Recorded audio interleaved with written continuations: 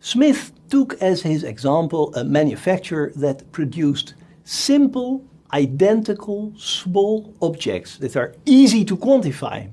That is a didactic masterstroke, to take a pin factory as an example. But Smith was convinced that what happened in such a pin factory can be observed in all the other manufacturers in England. The principle of the division of labor is similar everywhere, and the rise in what he calls the productive power of labor is in those other places just as spectacular.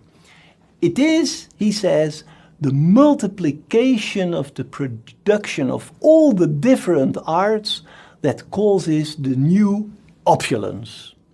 This is why England has become so wealthy and is still in the process of becoming richer and richer. It has not much to do with South African gold mines, it has not much to do with hard-working farmers. It's the outcome of a fundamental change in the social structure of workplaces all over the country. It is the consequence of a fundamental sociological change. The first thing that contemporary readers will be reminded of when they read those pages is that the work in such a factory must be very boring, to say the least, for those who work in the factories. We, of course, are immediately reminded of what Karl Marx called alienated labor, the kind of work where the repetitive task of the proletarian laborer has become completely detached from the finished end product. Those workers do not derive any kind of pride from their work. They may not even know what the product that comes out of the factory actually looks like. Adam Smith, writing some 70 years before Marx, was not unaware of that problem. In fact, he says that somebody who has to perform the same task over and over again, month after month, may become, and I quote him, as stupid and as ignorant as it is possible for a human being to become. He even thought about ways to offer factory workers some kind of education to compensate for the monotony of their work.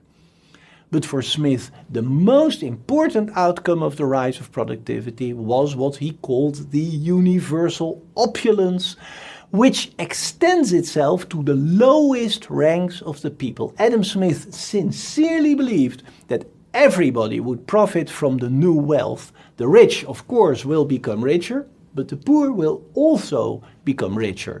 Or to quote him, a general plenty diffuses itself through all the different ranks of society.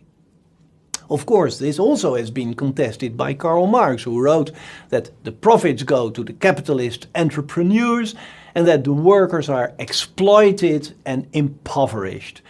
That brutal image of, on the one hand, the appropriation of the surplus by the owners of the factories and on the other hand, the pauperization of the workers, that image is far removed from the more harmonious world of Adam Smith.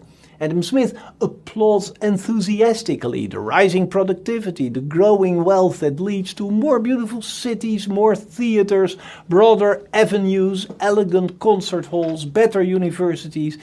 In short, according to him, it leads to an advance in civilization. Fundamentally, the sociological view of Adam Smith is optimistic, radiating the happy glow of the Enlightenment. It's not difficult to criticize Adam Smith as over-optimistic, but let's not forget that he wrote his book at a moment when the process of industrialization was at its very first stages and that its darker sides were not yet as clear as in the days of Charles Dickens 1 century later. Adam Smith was in fact very early with his penetrating thoughts about the changing structure of the manufacturers, because that phenomenon was of only a very recent date. It took a detached researcher, an outsider, a university professor who was interested in the mundane world of pin factories to discover the principles of the new productivity. One thing that Smith noticed, but did not elaborate on, was the fact that the new division of labor created tasks that were so simple that an unschooled worker, yes, even a child, could perform them. The dexterity that those tasks demand is acquired on the job, and anyone can learn it in only a few days' time.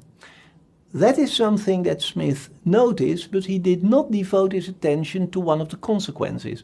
When the owner of the manufacturer is not dependent on the craftsmanship of his laborers, when replacing one laborer for another is the easiest thing to do, then the power relation between the employer and the employee changes a little bit in favor of the boss.